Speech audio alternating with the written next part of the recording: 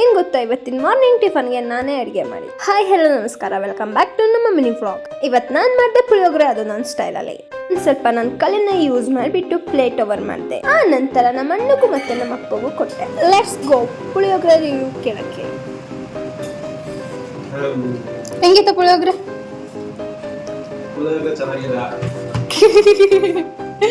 ಮತ್ತೆ ತಿಂತಿದ್ಯಾ? ಹೋಗು, ಅನ್ನ ಸಾರ ಕೊಡ್ತೀನಿ. ನನ್ ಕಂಡ್ರೆ ಯಾರಿಗೆ ಎಷ್ಟು ಕೋಪನೋ ಏನೋ ಗೊತ್ತಿಲ್ಲ, ಸರಿಯಾಗಿ ಶಾಪ ಹಾಕ್ಬಿಟ್ಟಿದ್ದಾರೆ ಅನ್ಸುತ್ತೆ. ಚೆನ್ನಾಗಿದ್ದಿದ್ ವೆದರು ಸಡನ್ ಆಗಿ ಚೇಂಜ್ ಆಯ್ತು. ಮಳೆ ಉದುರುತ್ತಿತ್ತು, ಸಡನ್ ಆಗಿ ಚೇಂಜ್ ಆಗಿ ಜೋರಾಯ್ತು. ಅಲ್ಲಿ ಯಾವ ಜಾಗ ಸಿಕ್ತೋ ಅಲ್ಲಿ ಹೋಗ್ಬಿಟ್ಟು ನಿಂತ್ಕೊಂಡ್ವಿ.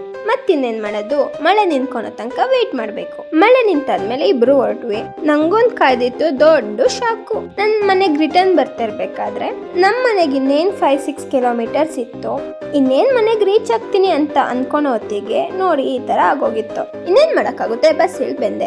ನಾನು ಒಬ್ಳೆ ಪಾದಯಾತ್ರೆ ಮಾಡ್ತೀನಿ ಅಂತ ಅನ್ಕೊಂಡಿದ್ದೆ. ಅನ್ಫಾರ್ಚುನೇಟ್ಲಿ ನಮ್ಮ ಮಾವನು ಅದೇ ಬಸ್ ಅಲ್ಲಿ ಇದ್ರು, ಸೊ ಇಬ್ರು ನಡ್ಕೊ ಬಂದ್ವಿ. ಅಣ್ಣ ಕಾಲ್ ಮಾಡಿದ್ರೆ ಅವ್ನ್ ಬರೋ ಹೊತ್ತಿಗೆ ನಾನು ಅಲ್ಲೇ 2.5 ಕಿಲೋಮೀಟರ್ ಕಂಪ್ಲೀಟ್ ಮಾಡಿತ್ತು. ಮಾವುಗ್ ಬಾಯಲ್ಲಿ ಅಲ್ಲಿಂದ ಹೊರಟ್ವಿ. ಇವತ್ ನಮ್ಮನೇಲಿ ಸ್ಪೆಷಲ್ ಆಗಿ ಗೆಣಸ್ ಬಯಸಿದ್ರು. ನಾನಂತೂ ಗೆಣಸ್ ತಿಂದಾಯ್ತು, ನೀವು ಗೆಣಸ್ ತಿನ್ನಿ. ಮತ್ತೆ ಸಿಗುವ, bye, take care, love you.